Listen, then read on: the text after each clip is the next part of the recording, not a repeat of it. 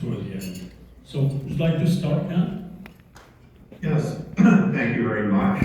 Thank you for the honor of speaking at this conference. I want to start out by saying the U.S.-China relationship, this is a cliche, but it is the most important relationship in the world. There is really hard to imagine how we're going to solve problems like the environment, peace, many other issues without cooperation between the United States and China.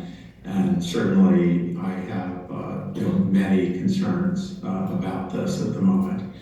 I'm going to talk primarily about China, but then I'll turn to the United States at the end of this. And I think we're really at a turning point in the Chinese economy. It's really for many reasons, where after decades of spectacular growth, constantly doing better than anyone could imagine, and I think almost always getting the experts like me wrong, China is probably entering a period of much slower growth going forward. I hesitate to say recession, because even 1 or 2% growth in China feels like a recession, but I think over the next decade, if China were to achieve growth of 3%, it would be doing very well. What are the headwinds? Well, first of all, demographics is starting to bite in China. There's stalling globalization, and I'll talk about that more in a second, fracturing the global economy.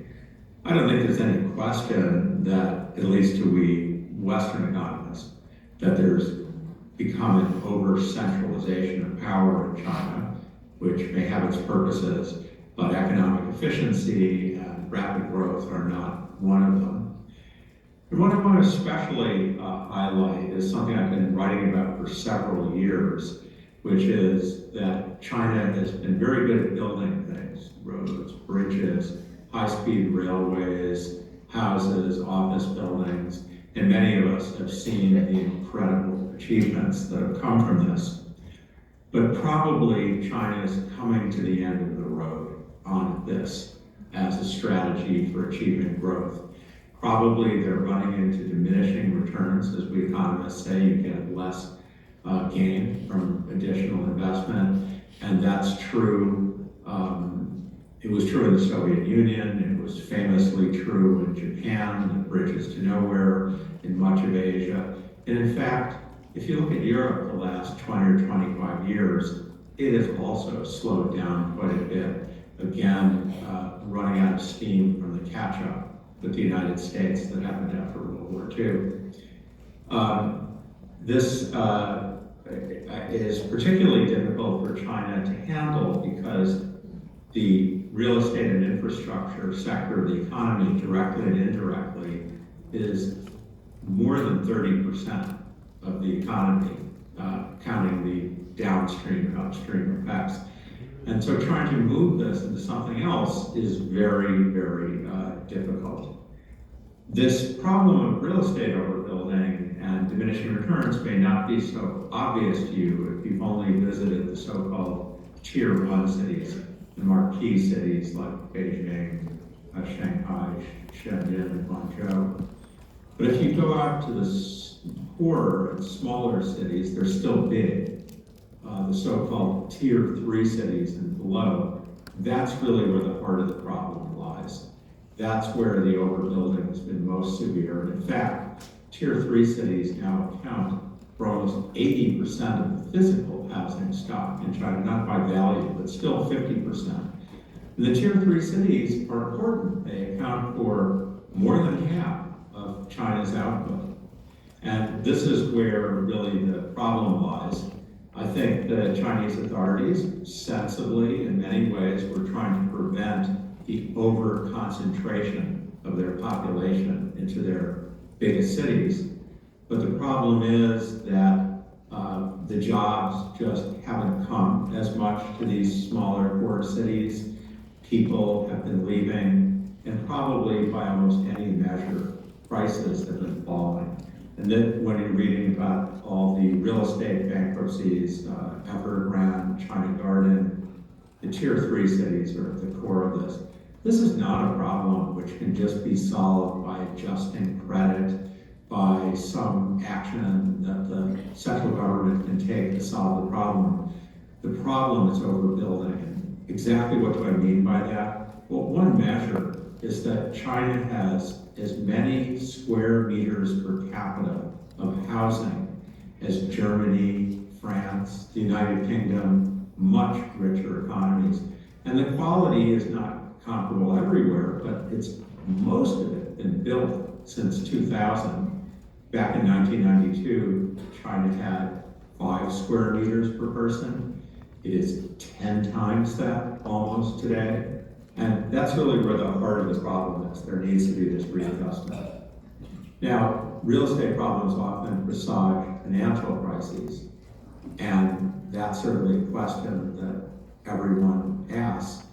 That's hard to say because in this very centralized Chinese system, they're able to handle financial bankruptcies, debt problems, perhaps more quickly and efficiently. But nevertheless, the size of the credit problem, which you particularly see in local governments, and you see in small regional banks, which again are not that small, is pretty acute, and the bailout pretty extreme. I point out that the fact that the problems localized, particularly the tier 3 cities, also some tier 2, shouldn't give you too much relief that this is an easy problem. If you look in the United States, when we had our real estate crash in 2008, 2009, it actually was just 5 states, almost all of it. Arizona, Nevada, Florida, Texas, California. California is almost 20% of our economy. So, so they're not small, and Florida is very big. But this is really a problem. And I have to say, reading about all the almost bans that China has put on having anyone say anything bad about the real estate sector reinforces my conviction that the problems are really very deep. I learned recently that one of the suggestions that many of us have had that China could do to solve its local government problem, debt problem, is to allow property taxes, which don't exist. It's not popular, but you have to fund local government somehow. That's what most countries in the world do. Evidently, you're not allowed to talk about that in China, not even in academic discussion. And I think that gives a flavor of the difficulties. Let me turn to a little more to the United States, and then I'll come back to China and the United States. The United States has been in a surprisingly resilient. I don't think many people can say that they knew that if interest rates would go up this much, that we wouldn't have a recession. It's really quite unusual, it's quite surprising. I have been writing about why I thought, I've been writing this for quite some time, that long-term inflation-adjusted interest rates would probably end up quite a bit higher eventually than we saw after the financial crisis. And if one looks at the long history of real interest rates, one can see that events like the financial crisis and the fall in interest rates have happened before. It's lasted for a while until it doesn't. And I think that's also part of what we're seeing now. It's a major event in the whole world, this adjustment in real interest rates. It's being felt in many places. One of them in the United States is commercial real estate, where it already was in trouble after the pandemic, and now with interest rates so high, it's even in more trouble. Let me come back to the China-US relationship. The tariff war that was started by the United States, that the Trump administration put on China, has been disappointingly popular in the United States. But the idea that this is going to bring back jobs that also, of course, apply their tariffs on many products from Korea. This has not brought jobs back to the United States. It's added costs for Americans. It's a tax. But the manufacturing sector in the United States is never going to produce a lot of jobs again. Our farming used to account for, 80% of the people working when we had the American Revolution. Now it's well under 2%. Manufacturing was more than 30%, I think even 35% of all jobs in the 1930s. Now it's 8%. Manufacturing may come back some, but it's going to be machines, it's going to be automation. And I don't really, I understand certainly the idea of trying to protect critical infrastructure, be sure that you have medical supplies in the pandemic, but the idea that you need a tariff on washing machines to protect the US economy is, I think, very unfortunate and counterproductive. Just a few other things. I think one thing China must be rethinking is its peg to the dollar. Technocrats within China have been arguing for years that the authorities should consider having a more flexible exchange rate. There have been good reasons that it hasn't done it. For one, the Asian supply chain.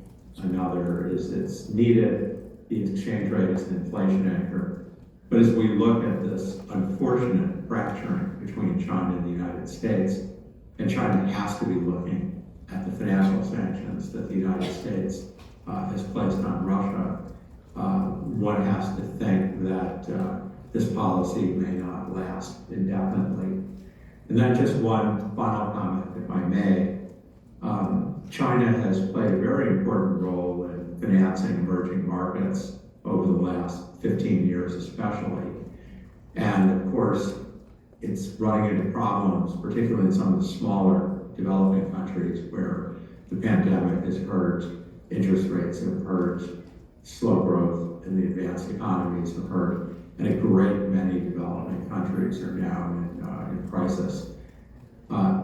China has owed a lot of money, the West has owed a lot of money, and this has to be sorted out in some sort of cooperative way.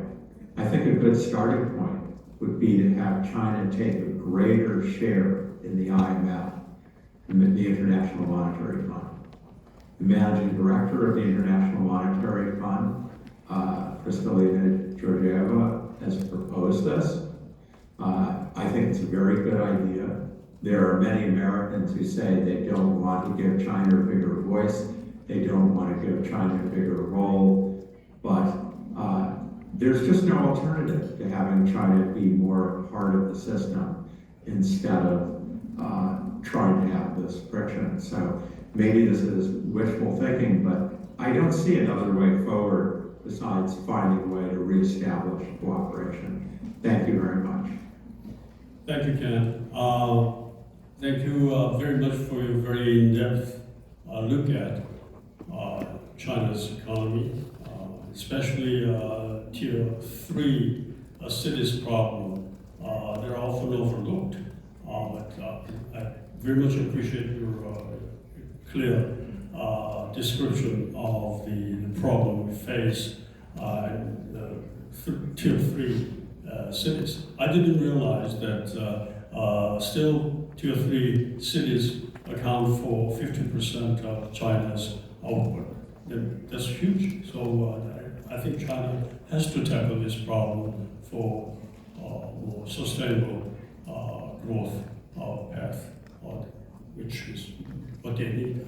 I also touched upon international financial architecture, putting China more share at institution like IMF. That's also something to be discussed. Now, our panel may have a question before you go. Anybody would like to raise a question to Ken before we let him go? Yeah, Bob. Okay, we have Bob Run. Professor Rogoff. From Nomura, he's chief economist at Nomura. Yes. Greetings. Hi, Professor Rogoff. It was interesting to hear you talk about China's exchange rate, and you seem to suggest that maybe they need to move to a bit more flexible regime. I was interested if you had any thoughts around the Hong Kong dollar peg to the US dollar. That's one economy in the world that's still completely fixed to the US dollar, and yet the economy seems to be moving more and more in sync with China, and given the US-China relations. What's your outlook for the Hong Kong dollar peg? Well, interestingly, I think the reason above everything else that the Hong Kong dollar peg has lasted as long as it has, of course, Hong Kong has a very good legal system, many strengths. The reserves are enough to last for a long time. I once asked somebody who was a very famous speculator, would an attack on the Hong Kong dollar work? And he replied, yes, perhaps, but the first several waves of attackers would be slaughtered. And I think that's sort of a description of why nothing's ever happened. But I think it's also pretty clear that if Hong Kong were to lose its dollar peg, it wouldn't lose it by a little bit. It would end up adopting renminbi. And I don't think that's in China's interests. It's not in Hong Kong's interests. And in an odd way, the fact that it would swing so far to another currency is probably one of the reasons that underpins it. Certainly, if you believe in globalization, as I do, believe that China should want to continue to be integrated into the rest of the world, it should try very hard to keep the current structure in Hong Kong. Because if you break away from the dollar, it symbolizes breaking away Hong Kong's commitment to being a financial center. That's of course come under challenge already, given that Hong Kong's lost some of its legal autonomy. But I think that's not something they should be in any rush to do. That said, I don't think it'll be possible to sustain it indefinitely. Okay, thank you, Ken. Before you go, perhaps I may have a question for you. That is, now, higher for longer. Because everybody is talking about higher for longer. That has to do with the interest rate set by Fed. This will stay high for quite a long period of time. Now, could you tell us, it's always difficult to pinpoint exact timing of change of interest rate down the road, but by when do you think Fed would have to stick to this higher for longer sort of stance, and by when would you expect to see peak of this base rate sometime next year or later, and then start falling even very marginally from that point? Could you tell us a little bit about it? Not to dodge the question, but let me start by focusing on the long-term interest rates, which I think is the thing that's really surprised people.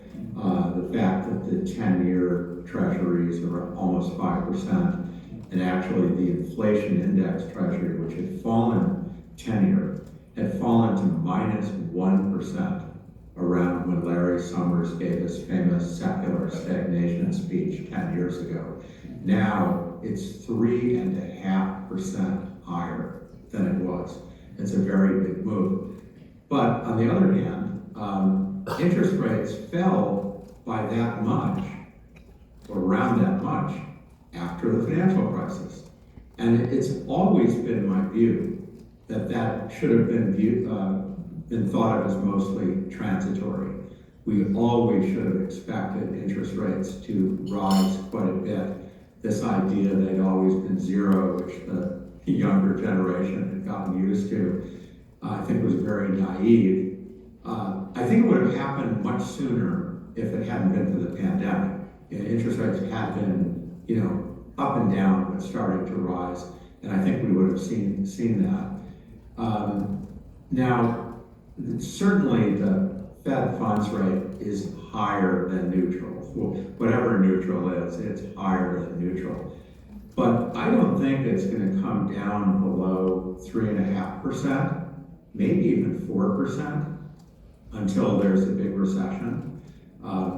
It's Ben Bernanke, the Fed chair, right after he stepped down, famously said that we would never have 4% interest rates again.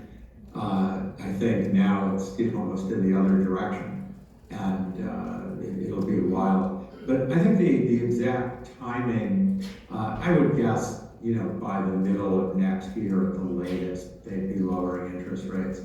But I think the point I would say strongly is they're not going to go down to 1 or 2% until there's a deep recession. And even if there's a recession, they're probably not going to come down to 0 again for a while. There's a lot of inflationary pressures built up in the system. Okay.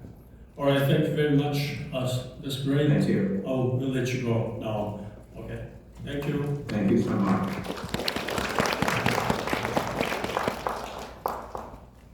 Okay, now let's move on to Mr. Sakakibara for his presentation on economic outlook for the world and as well.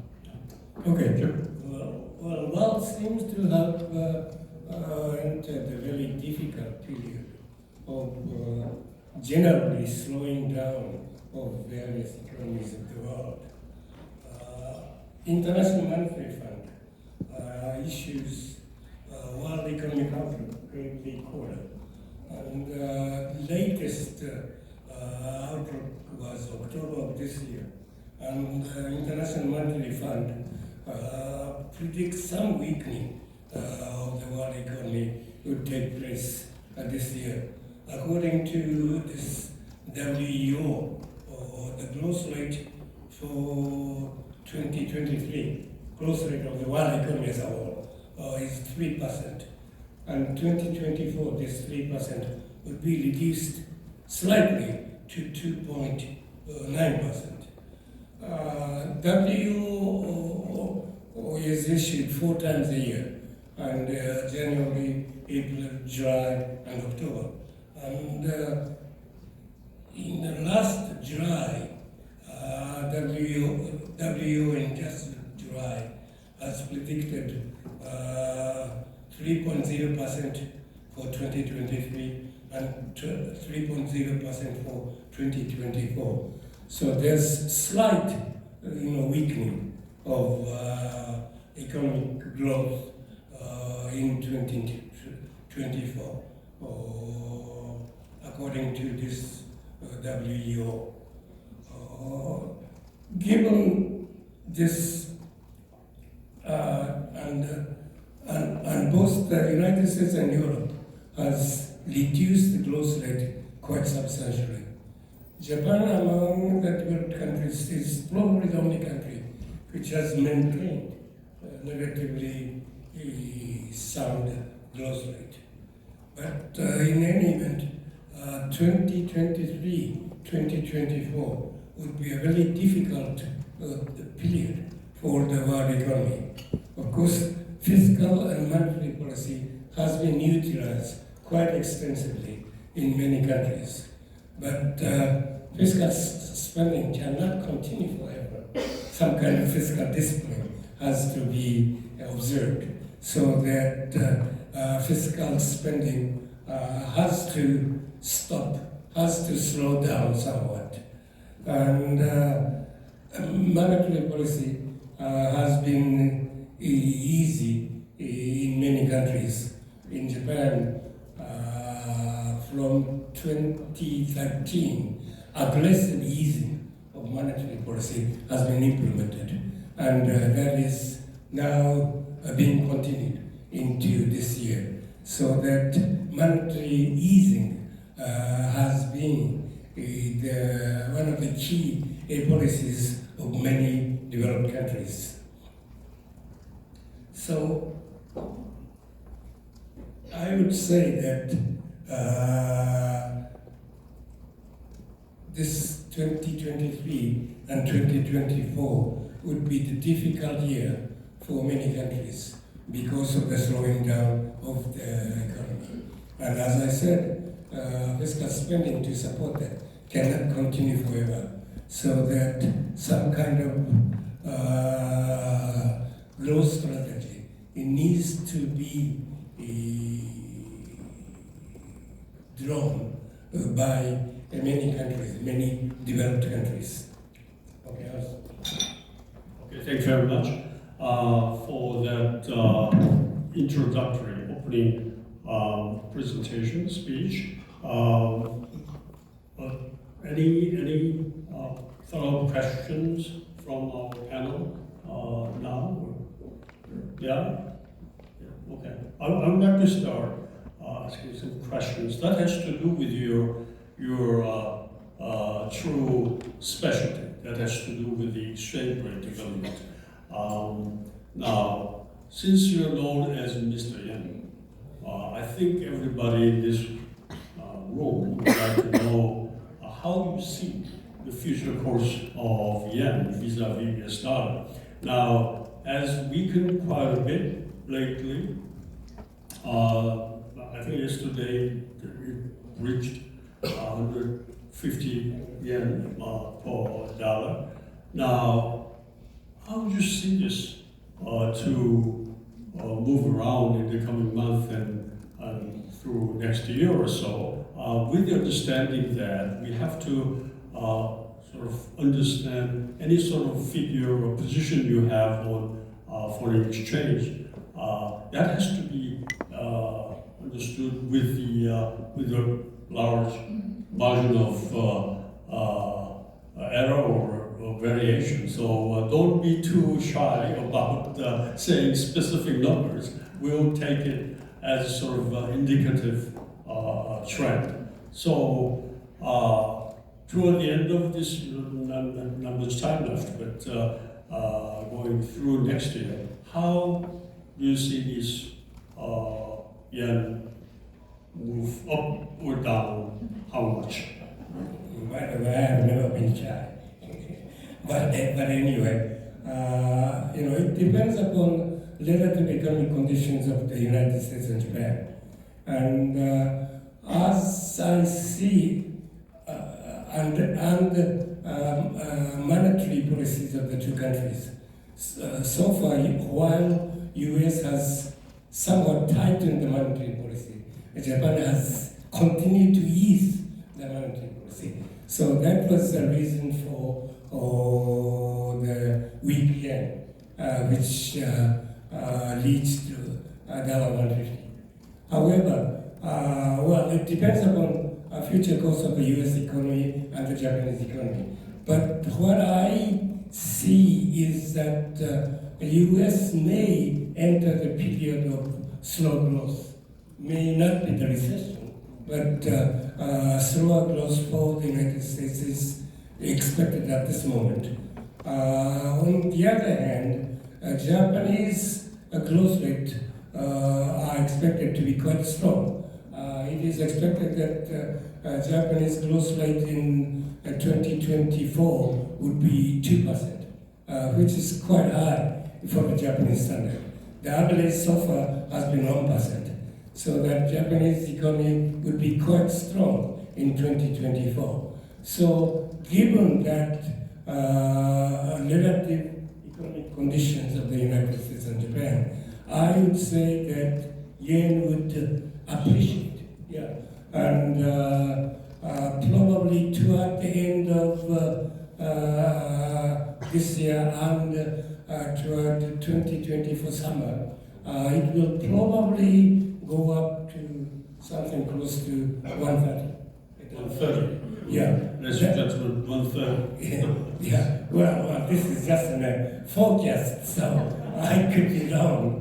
But 130 by when? Yeah? 130 by exactly by when? by the summer of next year. Some of them, okay. Okay. That's it? Okay. Yeah, well, thank you very much. Yeah, clearly, as Mr. Sakakibara has just said, it's an important determinant for exchange rate is obviously relative strength of the underlying economy in both countries. The three-quarter U.S. Growth numbers, as Ken mentioned earlier, is a kind of surprise. Annual rate of 4.9%. That was a very exceptional rate of growth. And I don't think it's going to be very sustainable, meaning that there will be slower pace would be the U.S. economy. Economic growth down the road. I'm very much with Mr. Sakakibara. Whereas Japan, coming out of lost 3 decades, now it's showing lots of strength here and there, and especially also contributing to future strength of yen, maybe inflow of foreign investment. Now, recently we have seen a very active trend for portfolio investors and also FDI side as well in Japan. So I think without taking any sort of responsibility, I am with Mr. Sakakibara for his prediction of 130 by next summer. Okay, that's cool. I don't think that the last 30 years is the lost 30 years. I think it is just a result of the maturity of the Japanese economy. We had the high growth rate, reasonably, and relatively high growth period. And then we are, after the year 2000, we have moved to the stage of maturity. So that growth rate has come down to around 1%. Okay, thank you very much. I appreciate your perspectives, views. Thank you very much. Let's move on to Professor Lee Jong-hwa. Lee Jong-hwa is a very famous economist, not only in Korea, as a professor of Korea University, but he had excellent credentials, accumulated excellent credentials as chief economist of ADB. And also he served in the government of Lee Myung-bak administration. He was a special advisor to the president at that time as well. So, and also former president of Korea Economic Association also. So let's invite Professor Lee for his presentation. Okay, thank you, Chairman John, and good morning, ladies and gentlemen. Yes, it's my honor to speak here today. Two distinguished speakers have already evaluated the recent development of the global economy and identified the risk factors, especially in China, as well as in the financial markets. And of course, I want to express my concurrence with most of their views. I may need to buy some Japanese yen after this conference, and I'll wait for Japanese yen's appreciation over the year. I hope it will happen soon. So I have prepared my own presentation focusing on the geopolitical risk and geo-economic fragmentation in the global economy. Well, the world economy, we all know, has been struggling with high inflation and economic slump over the past years. Well, we see some sign of the so-called soft landing, but it's very important to acknowledge that the global economy encounters multiple risks at this moment that could bring about a perfect storm. The downside risk, of course, we include many things I list up here, and now we are worried about the energy supply disruption and the energy price shock, and can emphasized the real estate crisis and hard landing of the Chinese economy. So we also find ourselves confronted with heightened geopolitical risks, including the escalating tensions between the United States and China, and the ongoing war between Russia and Ukraine, as well as the recent terror and war in the Middle East. So I want to focus on this implication of the geopolitical risks on the global economy as well as the Korean economy at the end. So just go back to the recent history. Well, we know that we observed that the post-war, the liberal international economic order championed by the United States.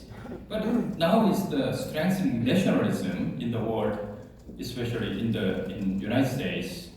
Former Trump administration implemented a lot of protectionist measures.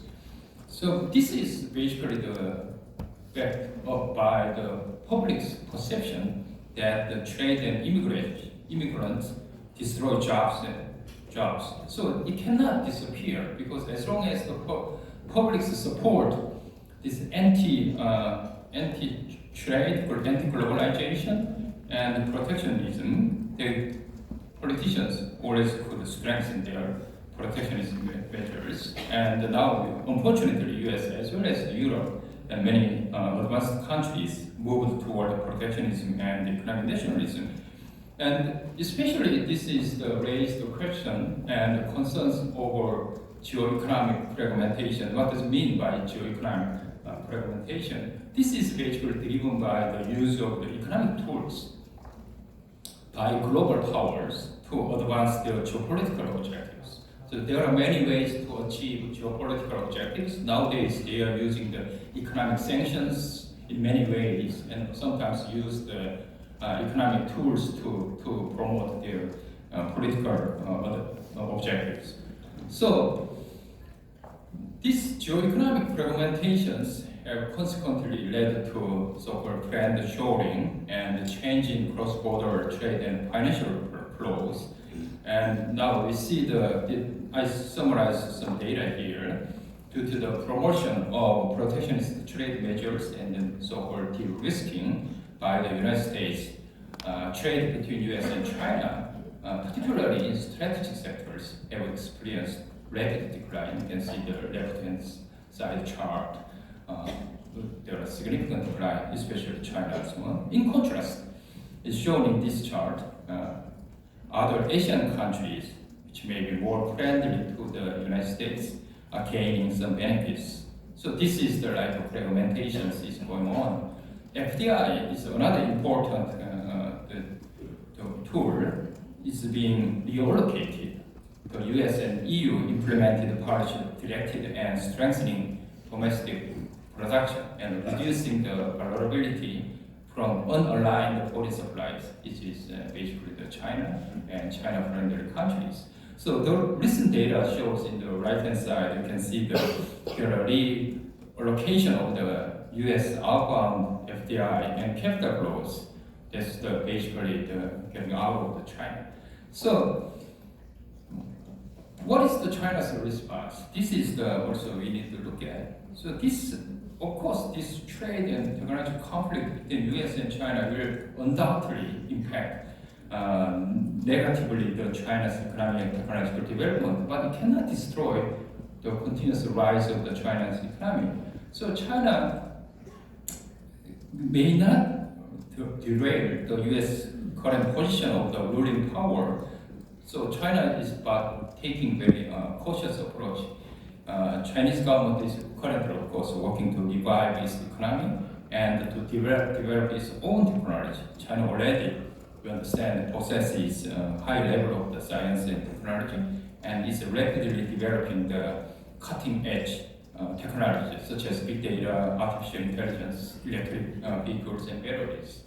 And China is also increasing its investment in the other countries, especially ASEAN. So indirectly, because the US is increasing its trade with the South Asian countries, but China is also moving their factory to the ASEAN countries, indirectly US is still relying on the China. So this is a more complicated supply chain reallocations, but we cannot deny that the China's influence in the global supply chains will remain significant for a while. So we cannot really destroy the China's role in the global supply chains. Also, it will take a long time to China get out of this US dollar centric the financial system.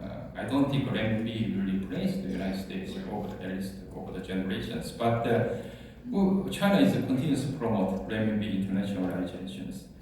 So whether China or US will get the hegemonic power is not a really concern to other countries. The most important thing is this ongoing trade and technology war between the world's two largest economies could have significant repercussions on global economy, as well as the global financial system, and also on individual economies, especially the country like South Korea, which is heavily dependent on the China and the US on trade and FDI.